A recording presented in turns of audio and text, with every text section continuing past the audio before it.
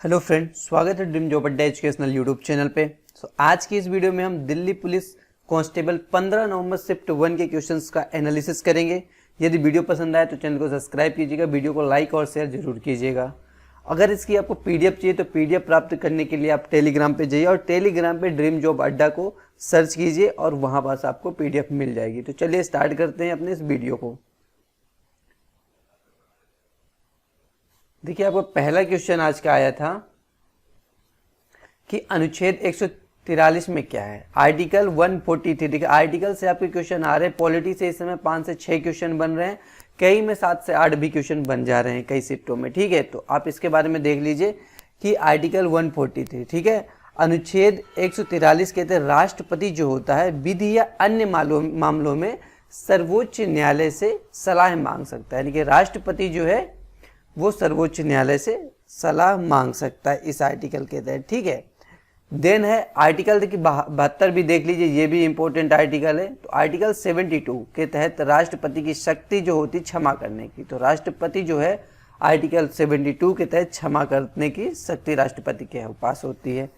Then यहीं पास देखिए एक और आर्टिकल आप देख लीजिए, आर्टिकल आपका 72 आर्टिकल जो होगा ये भी काफ़ी इंपॉर्टेंट आर्टिकल है। 72 तो हो ही गया। 74 आर्टिकल में राष्ट्रपति की सहायता एवं सलाह के लिए मंत्रिपरिषद, तो ये भी काफ़ी इंपॉर्टेंट है। इससे भी क्वेश्चन आपका नेक्स्ट शिफ्टों में आने के चांस है। देखिए, बिरजू महाराज का संबंध पूछा हुआ था, किससे? तो बिरजू महाराज का संबंध आपका कथक से है, तो बिरजू महाराज का संबंध आपका कथक से हो जाएगा।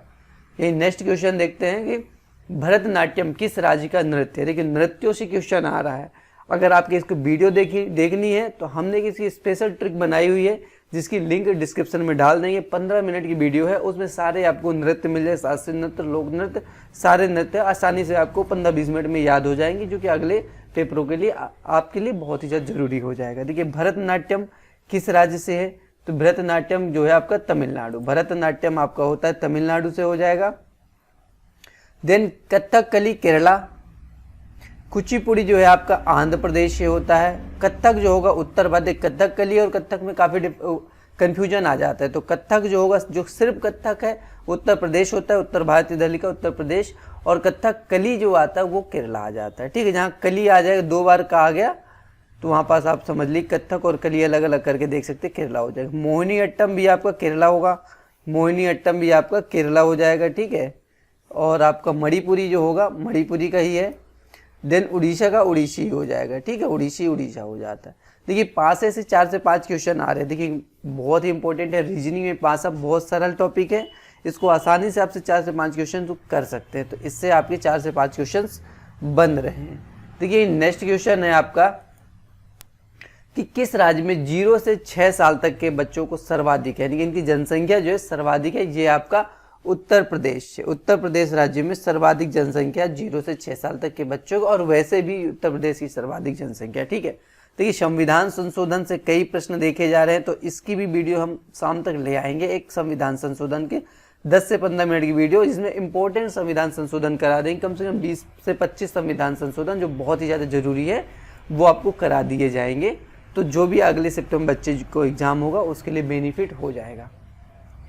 देखिए, नेक्स्ट क्वेश्चन आपका था मौलिक कर्तव्य से क्वेश्चन आया था कि मौलिक कर्तव्य किस अनुच्छेद में। तो मौलिक कर्तव्यों के बारे में कुछ पॉइंट्स आप देख लीजिए कि संविधान के भाग 4 अगले शिफ्टों में पूछ सकता है कि किस भाग में है, तो ये भाग आपका 4 में है। ठीक है, आर्टिकल देखिए कितना, अनुच्छेद 51 है। देखिए, कल की वीडियो जिन्होंने देखी है, कल जो वीडियो मैंने बनाई थी उसमें इसको एक बार पहले ही बता चुका हूँ, तो जिन्होंने कल की वीडियो देखी उसके लिए ये क्वेश्चन पॉजिटिव में चला गया, वो आसानी से कर लिया होगा, क्योंकि इसके बारे में बता दिया था मौलिक कर्तव्यों का के बारे में। ठीक है, एक चीज और देखिए, 42वां संविधान संशोधन अधिनियम जो था 1976 द्वारा स्वर्ण सिंह समिति, देखिए इस चीज को भी याद रखिए, इस समिति के बारे में भी याद रखना कि संविधान का भाग 4A जोड़ा गया था। ठीक है, भाग 4A में शामिल किया। ये जो मौलिक कर्तव्य है भाग 4A में है। ठीक है, इस चीज को अच्छे से याद रखिएगा।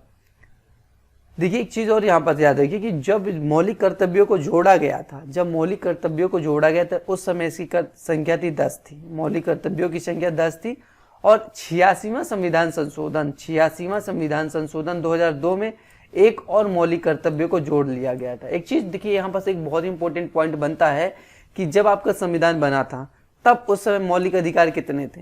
अब ये क्वेश्चन आता है तो उस समय मौलिक अधिकार एक भी नहीं थे, जीरो मौलिक कर्तव्यों की बात करें, अधिकार नहीं, मौलिक कर्तव्य उस समय जीरो थे। जब आपका कॉन्स्टिट्यूशन बना था उस समय मौलिक कर्तव्य जीरो थे।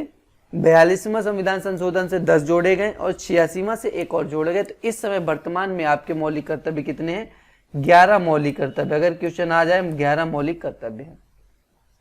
नेक्स्ट क्वेश्चन अनुच्छेद 343। देखिए आर्टिकल 343 से क्वेश्चन आया हुआ था, तो 43 में क्या है एग्जैक्टली नहीं है, तो पर इसको देख लीजिए, ठीक है। संविधान के भाग 17 में देखिए, ये भाग 17 में अनुच्छेद 343 से लेके 351 तक राजभाषा के संबंध में प्रावधान है कि राजभाषा के संबंध में प्रावधान है। भाग 17 अनुच्छेद 343 से लेके 351 के बीच में। ये देखिए नेक्स्ट क्वेश्चन पे चलते हैं। नेक्स्ट क्वेश्चन आपका है आर्टिकल 350(b) से। देखो आर्टिकल पॉलिटी से कह रहा हूँ 6 से 7 क्वेश्चन आ रहे हैं, संविधान संशोधन अनुच्छेद इनसे क्वेश्चन बन रहे हैं।